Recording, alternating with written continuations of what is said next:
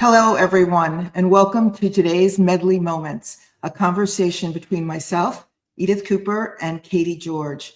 Medley is really about connecting humans in small group coaching formats. We work with companies to provide opportunities to bring their people together to learn and grow as individuals with each other. Part of our work is really exploration. And I am so fortunate to have an opportunity to live in multiple medleys and meet people who really help me learn and grow. Katy George is one of those people. Katy is the Corporate Vice President of Workforce Transformation at Microsoft. She integrates scenario modeling, data insights, and collaboration to support the evolution of how Microsoft's works and workforce are evolving and what this means for customers. I have to tell you, I have to read this because there's a lot here. I can't ad-lib Katy's background. Katy has a PhD in business economics with a focus on operations management and labor economics. Previously, Katy was Chief People Officer at McKinsey and Company, overseeing global people functions and contributing to research on the future of work. She didn't start in HR. She began and led McKinsey's global operations practice, driving digital transformation and optimizing business operations for clients. So I first met Katy in the context of her role being responsible for the people functions at Microsoft. And the topic really was, how are we thinking about HR? How are we thinking about talent and people? That's where we started, right, Katy? We went on to a number of different things. We explored the work that she's done in the broader workforce. We talked about how in her work, technology had played a role. And we talked about our families, our purpose, and our mission. I tell you, it was another one of those lunches where they asked us when we were going to leave. And so it is really, really thrilling to have this conversation, to share the conversations that Katy and I often have together. So I read off your experiences, Katy, but if you would please share with us, how did you make the decisions to go from getting your PhD to become, a partner in one of the world's foremost consulting firms, and then to pivot from there to technology? Great. Thank you, Edith. I'm so excited to be here for a Medley moment. I've been a big admirer of what you and Medley and Jordan are doing. So great to be here. Maybe if I go all the way back, I grew up in the Midwest and during the time of the whole Rust Belt, right? And I could see what was happening to American manufacturing, frankly, as Toyota and others were coming in and were beating us at our own game in terms of having a more effective approach to organizing work, because Toyota's production system, or lean manufacturing, is really about how you organize people to produce things more effectively than the old way of doing it. And there's a movie called Roger and Me that Michael Moore, who the documentarian, had created. It was his first documentary, where he goes around his hometown of Flint, Michigan, and looks at the terrible impact that GM's closing a plant has had on the people there. And it was just heartbreaking. And I remember thinking, how do we design work so that we can make people effective and competitive, and therefore create really great career paths and sustainable work? At the same time, we're thinking about how to make our businesses competitive and therefore sustainable. And so that's how I ended up doing a PhD, looking at different types of work organization and apparel manufacturing, and really found that I cared a lot about application. I wanted to see impact in the world. And so decided, instead of pursuing an academic career, I went to McKinsey and really loved being a consultant for 25 years, working with companies who are trying to make a difference in terms of driving greater productivity and quality performance through the ways they organized their teams and their work. And one of the things that I found over and over again is that when you invest in people, you get better business outcomes as well. And people are happier and they are upskilled. And some of the work I did was in digital manufacturing. How do you apply new technology to old processes? And what we found is that the companies that were not successful on digital manufacturing and thought it was just hype were the ones that were not investing in the front line and not using the workforce to redesign their own jobs.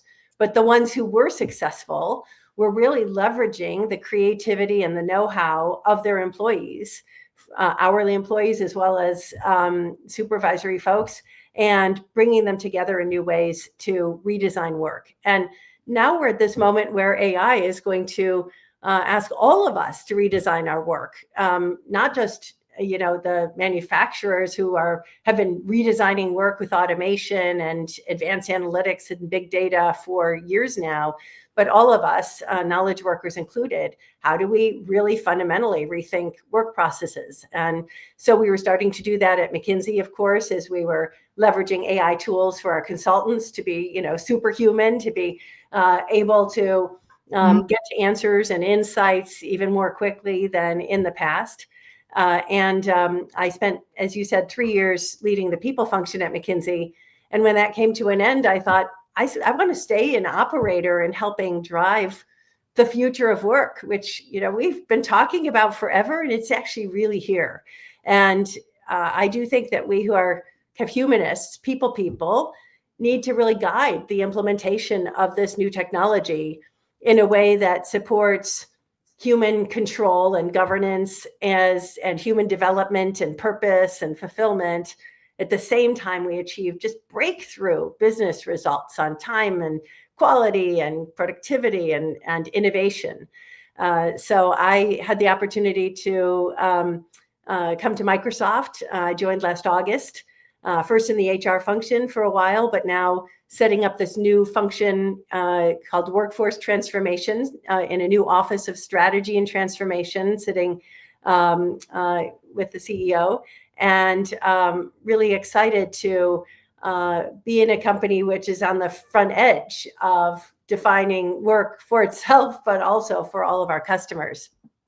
So it's really super important to note that the work that you began when you were studying and getting your PhD is still relevant today. How do we think about work? And where's the best place to understand the opportunities, understand from the people who are doing the work, and implementing technology and process that enhances the experience, because when people are happy, they are more impactful in their work. So you chose Microsoft to explore the next phase of impact, a humanist, as you would say, thinking about how people do work through the technology lens, which is something that clearly you've worked on consistently. Share with us the culture of Microsoft and why it is the place you chose to explore the next avenue for your work. Yeah, well, I think many of us who come to Microsoft do come because of the culture. So, Satya Nadella, our CEO, and Kathleen Hogan, who's my boss, was in HR and is now leading up this new strategy and transformation office. The two of them really defined 10 years ago a journey to transform Microsoft's culture into one that we describe as a growth mindset culture, going from being know-it-alls to learn-it-alls is kind of the shorthand. And I think that's really like that.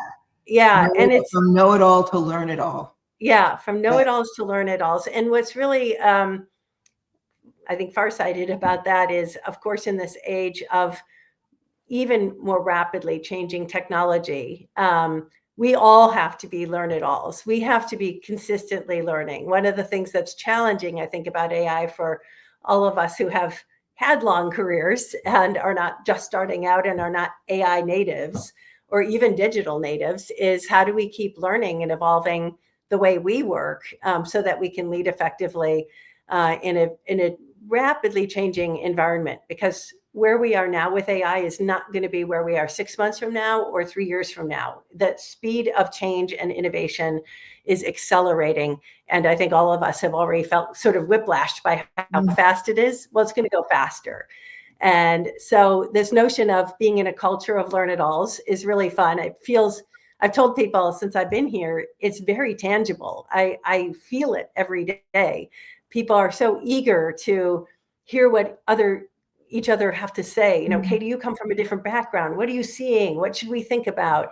And there's just this openness to new ideas and to innovation and to trying things that's been really fun. But also Microsoft, of course, is the company that brings us work tools, right? Whether it's Teams or Word or Excel or PowerPoint, it's how most of us have been working, for a long time. And AI is now being implemented through those tools and other tools. And so I think Microsoft has a unique kind of platform for thinking not only how we as individuals change the way we do things, by using Copilot or ChatGPT or whatever to, plan our vacation or to get a jump start on a memo, but how do we actually embed AI into the work processes themselves that we use individually and as teams? And that's really the pivot point they think we're at with AI, is moving from individual productivity to team productivity and organizational productivity by thinking about redefining work processes more fundamentally than we have so far. And how does it has it impacted your way of impacting your organization and the work that you have before you, it meaning AI? How do you work personally differently? And what advice would you share, whether you are in the beginning phases of your career or coming into the organization, into the C-suite? What do you have to do personally to ensure that you are positioned for impact, leveraging the latest and greatest technology that seems to change at a pace we haven't seen before? I think we're all on journeys. So I am not, I am very much a great example of someone who is very confident in my own writing abilities and my research abilities. And so it's... In effect, probably that's part of your success formula. Well, yes, and that's not going to be my success in the future, right? And so certainly I am, trying to, and it's been amazing, right, to use Copilot to, get a head start on research. So for example, I came into this role, and one of the things that we need to do is in my new team is to make sure we know what are all the academics saying about AI. There's some really interesting studies that have happened still in the early days, I think, about, examples of teams using AI versus teams not, and what do the experiments show in terms of how people feel afterwards, and how innovative were the solutions they came up with, and things like that. And so one of the things we've been doing is designing an agent to constantly scan and develop a synthesis for us of everything that's going on. And so, as opposed to having somebody... Pause for one moment and define, what is an agent? That's a word. We hear AI, we hear LLM. Yes, agentic AI. What is it for those that are not close to it and should be? The way we at Microsoft have been talking about kind of the three phases of AI implementation and impact, and these are not totally sequential. There's the first phase is kind of what we've been all doing, which is using Copilot. So that would be, or other, AI tools to augment ourselves and become smarter and faster at doing things. So, when I go in and use Copilot to say, please summarize, everything you can find about how skill development has changed in the era of AI, that's me using AI augmentation tool, right? And I have been doing that, of course. The second phase is actually deploying an agent, meaning defining a work processes and a set of tasks that you need to do in a repeated way. So it's automating that work by designing an agent. And at some point we will, if those of you that use, the best analogy I've heard one of my colleagues talk about is, if you use Excel spreadsheets, you know that there are these things called macros where you can program Excel to do the same thing over and over, a set of computations. And it's actually pretty easy to do. It's pretty intuitive to figure out how to create a macro and therefore create a fancier kind of automated approach to doing your computational work with Excel. We will have the same ability to program our own agents to do a set of tasks that we would otherwise do in a repeated way. So my team, who is searching and developing synthesis around learnings about AI to get us, up to speed, and all share the same knowledge base about what is the latest thinking about AI. are programming an agent to do that for us. The third stage, and by the way, what we expect to see is that, someday you might go on LinkedIn, and just as you might hire a person and find a person on LinkedIn, you might find an agent that's already, in a sense, been programmed to have specialized knowledge around a specific area that therefore has access, if you will, to certain data, and has created, with LLM models, created, kind of expertise in that area, and can do things on your behalf, do a set of tasks on your behalf. And then the third phase is that we expect that we will all be managers of agents. So we will not just manage human beings. We will also, even those of us who are independent contributors, might manage a set of agents who are doing different things. And in fact, we might have an agent who is our chief of staff, who manages our agents for us. And that stuff kind of blows my mind. And we're starting to see the development of this on kind of the cutting edge. And it's really interesting, because it's amazing to me how much people are talking about agents in a very humanistic way, right? So they might have personalities that we can train, by the way, to match our team's personality and culture. And we will think of them really as a cyber teammate. So it's likely we all have a cyber teammate on our team over time. And one of the studies that's been really interesting that I found is that the people who are best people managers are also going to be the best agent managers, which is super interesting. You're going to have to drill down on that one a little bit, because we started our conversation talking about the importance of being a humanist and people. Now we're saying that the best human managers are those that can manage agents. Help me with that. Well, and like this is an area I'm still learning too, and so I won't speak for this research, but what my understanding is, and I guess it makes sense if you think about what it takes to scope work. If you think about being a human manager, a manager of humans, you have to be good at scoping work and delegating the work and making sure that communication is happening in order to get the work done in an effective way. And it turns out those are the same skills that will be important to be effective at managing agents. Another analogy that I thought was helpful was, even if you think about how we're all using Copilot or ChatGPT or whatever, whatever AI tool, you're kind of using, whether it's through work or personally.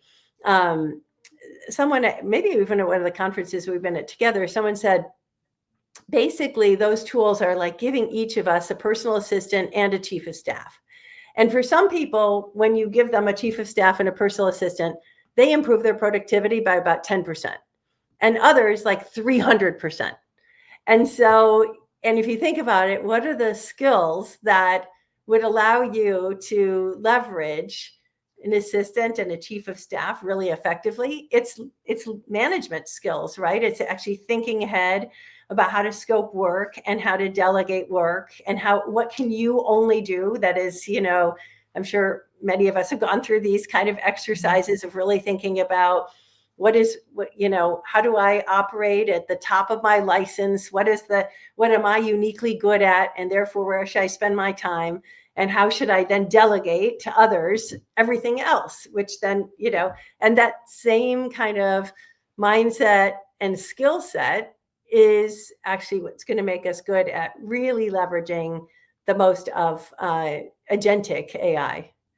So, and welcome to our lunch conversations, our dinner conversations. Yes. We've even taken it to the golf course. So we don't talk about the golf, but we got to spend 4 hours together exploring a lot of different things. And one of the things that strikes me, Katy, is when we talk about these various topics, and you just did it in the context of helping us thinking about the 3 phases of AI, is that you often create a frame, a process, a way of thinking. And that has been very, very interesting for me to explore. I believe I'm an intuitive thinker. I go with my gut. I often don't finish sentences. I'm all over the place. And sometimes I'll get to the point. And one of the things that is been very, very helpful for me leveraging tools is the organizational principles that result from really understanding how to leverage these tools, which leaves more time to actually explore things that are beyond the now. That's right. For the creativity and the innovation, not the organization that's required to come up with talking points or That's right. agendas. That's right. And that's really, we're seeing that already in terms of um, how again the most effective users of AI can use AI to do that kind of drudgery kind of work, knowledge work, to spend then more time being creative and innovative. And so, most of the studies are looking at what's going to be left for the human, and I think that's really interesting. My team has has done a lot of work looking at breaking down work processes and job descriptions into tasks and estimating which are the tasks that could be automated or augmented by AI. And what does that mean then for what you'd want to kind of think about as a future team, future job? And, we're starting to look at the opposite, which is what are the things that only humans will be able to do? And how does that kind of rebuild kind of a new set of jobs? And this, what most studies are showing, and that also feels intuitive, is that it is these kind of management, kind of visioning kind of roles. It's interpersonal skills, trust building, it's empathy, and it's also the creativity and innovation, because LLM models only give you, what's been created in the past. Now they can help spur creativity, and they can spur creativity, and they come up with, it's been hugely valuable to come up with new ideas quickly, et cetera, using AI. But at some point, somebody has to teach the models kind of the next set of ideas, and so that is that notion of creativity and innovation at the cutting edge, I think, will also be very important.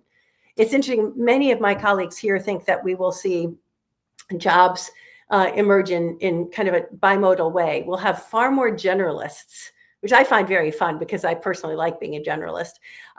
People who integrate, who curate, and who are thinking kind of end to end, and also then making human connections, because we generalists will be able to source expertise from AI. We won't need to rely, it won't be a set of different specialists all working together to combine expertise. You'll be able to, in many cases, leverage the expertise that's built into AI and do more things kind of as a generalist. I think that will be fun. But on the other hand, then we're going to need deep, deep specialists who are working at the top of their game to innovate their area of specialization. And so, one of the things that I'm really intrigued by is, okay, well, if that's the case, how will we develop career paths to support those different models? Let's spend time on that. Specialists of the future. And so that whole question of what are careers going to look like, what skills will be required, how will we build them, is one of the areas I'm excited to dive into.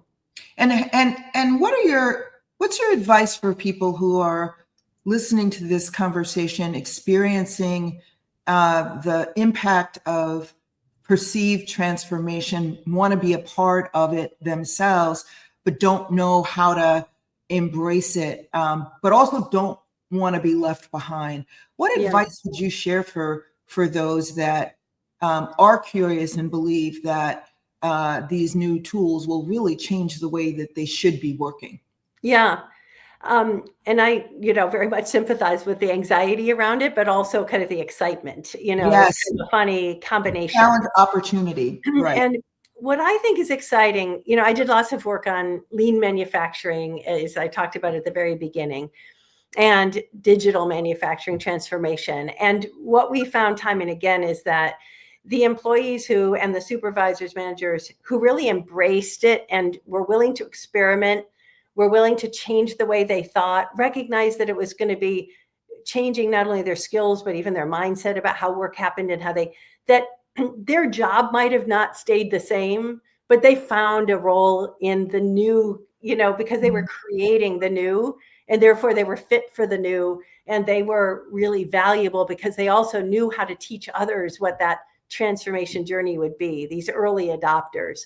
What's exciting about AI is that what I just described in manufacturing relied on them being given these tools and introduced into their plant with a manager who is farsighted enough to bring them along and give them the training. AI is democratized. We all have access to AI right now. We all have access to tremendous amounts of training. We can experiment. And so I just encourage everybody to really dive in and experiment and learn and try new things. And the thing that I think we're starting to see as having a real impact is, don't just experiment by yourself. Figure out who your group of friends at work are, where you do things together and trade ideas and best practices. And some companies are setting that up in a very formalized way, in a structured way, others not. And I think that is, one of the ways, work with your team to figure out how can we do things really differently as a team, and then unleash new capacity for us to take on something else and demonstrate that we've actually created new capacity to do new things. All of us have a long laundry list of things that we wish we could get to if only we could. And I'm sure many of us have had the moment where we're doing something in our work where we've thought, why am I doing this? This is like the same thing every day, all day. There's got to be a better way. If you find yourself thinking there's got to be a better way, that's an extraordinary opportunity to sit back and say, well, what is the better way? How can I leverage technology? And the other point that Katy, you made, which I think is really important, is the connective network and how important that is with your colleagues, but also those who are learning and subject matter experts in these fields. Because the exciting thing is that even those that are steeply involved in technology innovation are learning as well. That's right. And so it's an incredible opportunity. We would be remiss if we didn't just spend a minute talking about some of the challenges that might exist as these models are built, and potential biases and skews in the results that we have to be careful about. This is absolutely. And I think this is why also I was at, one meeting where one of the CHROs said, we're not just designing AI for humans to be in the loop. We need humans to be in command.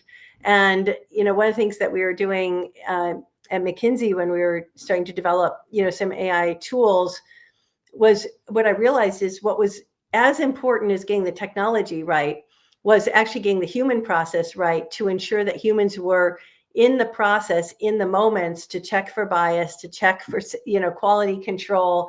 And so this notion of kind of data governance, there's a whole set of, I think, governance and control decision-making processes that we need to be very explicit about designing, that is going to be part of the human side of the equation, even as we define the technology. Because I think used correctly, actually, these models can de-bias from some of the biases that we humans introduce. And we've seen that time and again. But we also need to make sure that as we all know, that the models are not, relying on bias. And, luckily the technologists at Microsoft and others are working very hard at continuing to pressure test and evolve these models to eliminate historic bias. But we have a real role as human beings to play a role in the way that this technology is used to assure quality. I'm really glad you brought up the role of the CHRO, because we are at an exciting time where innovation in technology with AI is not solely in the hands of those that are technology focused 150% of the time. That's right. And so how do you see these tools really enabling the HR functions and leaders more broadly and their impact? Well, I think, we're already starting to see really great impact of AI in terms of helping HR, whether it's with recruiting processes, evaluation processes, whether it's self-serve tools for employees to get better access to their HR policies and all of that. But I think even going beyond that, I think HR has such an important role to play in helping guide the implementation of AI across their employee base, and really thinking about new career paths, team structures, organization design, et cetera. So this is a real moment, I think, for HR organizations to step forward and help shape this. Yes, I certainly would agree. It can be challenging. Massive change often is centered and impacts the HR organizations around the world. And it is always an opportunity to think differently and to move organizations ahead. Yeah. I like to think about myself as a lifelong learner. Katy, you have been one of those people who have helped me along the way, and I'm so grateful that you've taken the time to help all of those that will listen and engage in Medley Moments. Very much appreciate your thoughts as a humanist to people, a strategist, a high impact human. Thank you, Katy, Oh, and thank you, we'll Edith. continue to see the impact of your work. Wonderful to be here. Thank you so much. Take care. Goodbye, everyone.